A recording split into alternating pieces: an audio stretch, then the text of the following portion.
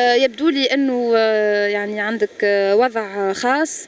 أنتِ ورّيني تراه يدك، خلّيني نشوف يدك.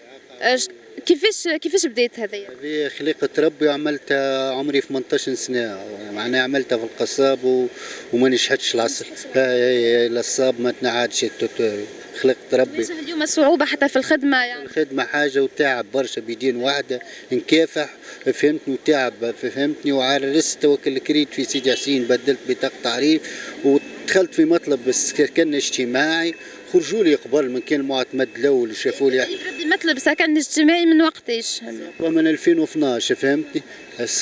خرج لي من كان المعتمد الاول، بعث لي معايا زوز عمد مراه وراجل، وشافوا لي الحاله كيفاش نعيش وكذا، وقيدوني. بعد تعدى للولايه وقت بدو في جدة القائمه، كانت مدام واحده اسمها مدام مشيت لملاك الدوله ما نذكرش اسمها، طلعت لي اسمي بعد رجعت القائمه ما لقيتش اسمي، شكيت تعبت وليت قدمت مطالب للرئاسه حتى بالفاكس يا سيد الرئيس فهمتني. وقت اول والي الاول ما يخلونيش نقابله قديش مره، اول والي ترقى وزير الداخليه قابلته، هذا قابلته وقت الترقى، قبل ما ترقى عمل لي وقتها ما تعملوا لي لجنه، عيط المعتمد الجديد تاع سيدي حسين وعيط المدام المديره وعيط وقلت لهم حشوني بدار، وعيط المعتمديه والمعتمد الاول وكاتب العام فهمتني، وجاب لي جاب الشاوز دوسي نتاع الدار مع جاب لهم الشاوز،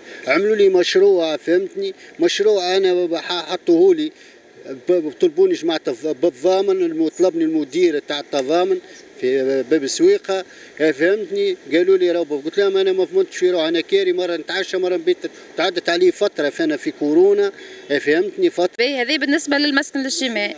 بالنسبة للمعيشة، أنت اليوم بطال ومرتك ما تخدمش، مالا كيفاش تعيش؟ بالله والله نعيش من بيب ربي، حتى ورقة الضوء فما ولد حليل فاهم يتلف، ورقة الماء هاي عندي مازلت مدالي خلصلك واحد ولد حليل ولد حليل، حكيت له هاي فيها 60,000 فهمتها، هاي ما هي عندي بالمكشوف معناها مش خالصة فهمتني، وكاري ب 300 وتعب، حتى حكاها مش نرجع للوزير الشؤون الاجتماعية، حكاها على موجة البرد وعلى المنح نتاع الصغار، المنح من عمره 6 سنين ل 18 ما جتنيش وانا عندي كرني اصفر وتعب، لا جتني حتى نمشي للمرشد هذا يعطيني ياخذ عليه الاوراق وما عمل لي حتى شيء، لا عينه ظرفيه جتني، وليت عام نول اعانه مدرسيه سنه ما جتنيش معناها عام بعام فهمتني. خويا سامحني فهمتني.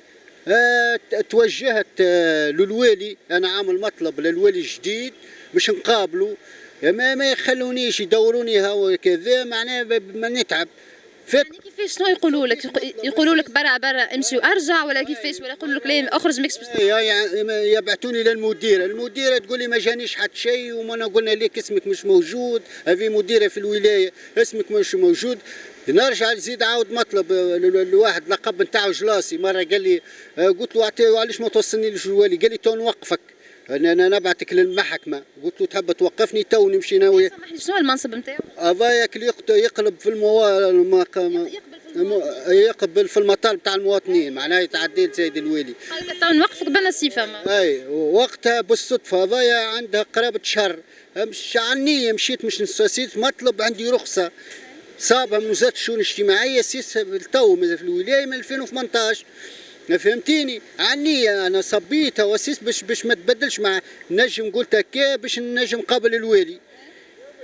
على الصدفة أنا جايب ورا الولاية وطلع في الدروج مع التسعة ورا وليداتي ورا خلينا ورا ربي، أنا نحلف كان من وخاف كان من ربي فهمتني. قابلته بعتني المدير التضامن، مدير التضامن مشيت لقى لي ما جانيش حتى شيء، رجعت وش عملوا؟ كلموا المعتمدية بعتتني توصيل فهمتني، توصيل مشيت قال لي برا ويرحم الله الشاوشة مرة أخرى فهمتني، تو نشوف نطلب الفيل تعوض تو جايك الحديد، قلت له لا عندي صغار وجراي ما عنديش، ما يرحم والديه مد لي جراي عنده هو المدير، انا نحكي لك قلت له راه هكا مدير كان مقدور كان ربي، غفيت مواد غذائيه وروحت، رجعت اليوم حبيت نقابله ما شويه جت التنوب وذي المعتمديه الاولى تعوض فهمت، قبل جت تنوب حكيت لا خفت عليه بطاقه تعريف، حكيت لها الوضعيه هاي فهمت. قلت لها روعة عاوناه وحكيت لها كيفاش معناها المعتمد الاول وكيفاش كانت مدام انت ما زلتش حكيت لها كل شيء معناها وكيفاش طلع اسمي ورجع.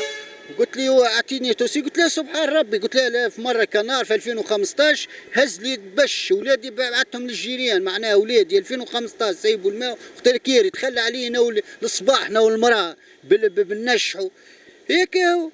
قالت لي باه هبطتني لوطه التقل الان. قالت لهم شو كمان ما نلقيش اسمك. شافوا كل مره سامي محمد معناها سامي عبيدي مش موجود. قالت لي برا على روحك ما عنديش حتى حل. قلت لها انا نحب نقابل الوالي. قلت لها انا نحب نقابل الوالي. قالت لي انا نوب الوالي. هي وشنو الحل معناها كيفاش اسمي شنو الحل انت. قلت لها الديار وفما ما يستاهلوش نجبد لك عبيد تعديت انا عمرهم تختار ولا يستاهلوا يخفوا الديار. انا احكي لك بالواقع معناها انت ولد عمك ولا جارك ولا صاحب ساعه معناها انا قريبك معناها تونس هذه والفلوس معناها حسب ما نفهم انا في الميدان نشوفها معناها عندهم. طلبوا منك تدفع رشوه؟ لا ما طلبونيش مني. انا شكيت برشا وتوقفت مع الولي تاع حي هلال. علاش؟ توقفت وقت جا الشاوش وقفوني في ساعه معناها حكايه والله بكيت فيها للمركز بدموع. توقفت قال مشى فما بوليس مع الشاوش قال لي انت تعيط هادي. قال لي مش نطلب لك الواحد يهزوك. هزوني بقيت من الصوري من العشرة الماضي ساعة ما كمل الشاوش وبكيت وقتها. قالوا له فز البوليس قال لهم عاونوه زوالي ومعاق وكذا ويعلم بربي حاله. وكيراني هبطت الدموع معناها ما نحبش الظلم هبطت الدموع فهمتني. ومرة فانا في رمضان فانا عماو قالوا لي قلت لهم هم الناس ما يخفوا لقيتهم في الوحده خرجوا بالساعه وقتها انا بطال. الناس اللي خذاو اللي ريتهم الناس هذوما نتاع مواد غذائيه فانا جابوا لي قلت لهم اعطوني بطال ما عنديش ما ناكل والصايم وقتها فانا فجاه وكذا هذيك اعطيني شو طلبوا كذا العوانه فهمت شيت غادي في رابط حاسيلو للساعتين وانا يسكر المركز ما هو يديري فهمت. نطلب معناها كي نطلب كذا يقولوا لك برا لك البلاص امشي للبلاص. وبالله مش نوصل نداء للرئيس يرحم والديك يا سيد الرئيس ديجا عمل لك مطالب وتعرف ربي فهمتني. بالله توقف معايا في الدار وعملتك حتى فاكس يا سيد الرئيس. بالله مش نوصل رئيس الجمهورية عامل مطلب اخر مطلب بفاكس. وبالله مش نطلب وزير اليوم صبيت له وزير التجهيز يرحم والديك ديجا صبيت لك اليوم مطلب اليوم شنو اليوم الخميس اليوم يا سيد صبيت لك بالخميس اليوم مطلب تعاوني على مسكن اجتماعي يرحم والديك. وبالله وننظروا للوزير الشؤون الاجتماعي حكيت في المجلس النواب على اعانات تاع الصغار وعلى موجة البرد ما وصلني حتى شيء يا سيد الوزير الشؤونية.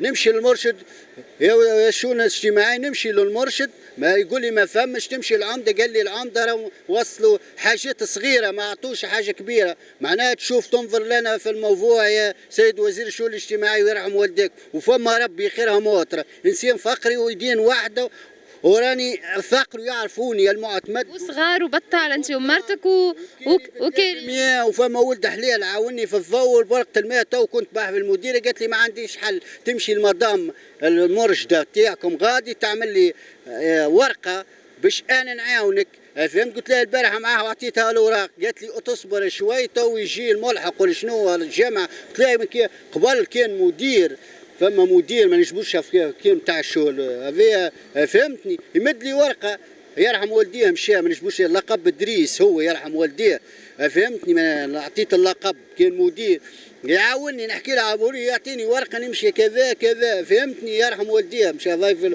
كان في الاداره في بيبه الخضراء فهمتني. بالله يا سيد الشؤون الاجتماعيه عاوني العجوه بابي بدايه سقاط تواتي مطلب اخر مش نمشي للطبيب ما عادش بيدين واحده ما عادش نقاوم يدي كل مره طيب تعب معناها تقاوم وانا عندي صغار ويقروا وحس بظروفي فهمتني وحس بظروفي وانا ندائي وما انا انت ماسكن اجتماعي. خرجوا حتى في البيت فازت المديره قالت لي ما خرجوش ليك كل مره حكايه قالت لي ما خرجوش ليك مرشد وعمده. قلت لها ما خرج لي حتى واحد معناها في مع الوالي القديم الحكايه فهمتي مره برا سيدي كل مره يبعثوا برا وزاره التجهيز، وزاره التجهيز وقت مشيت قالوا لي الحكايه عند الولايه، ما عندنا حتى حش، فما نقاط نحن جينا المطالب هم اللي يعملوا كل شيء، هذه القديم مع الولي ترقى وزير الداخليه، تو الولي فهمتي كل ما نصب مطلب ما يخلونيش نقابل.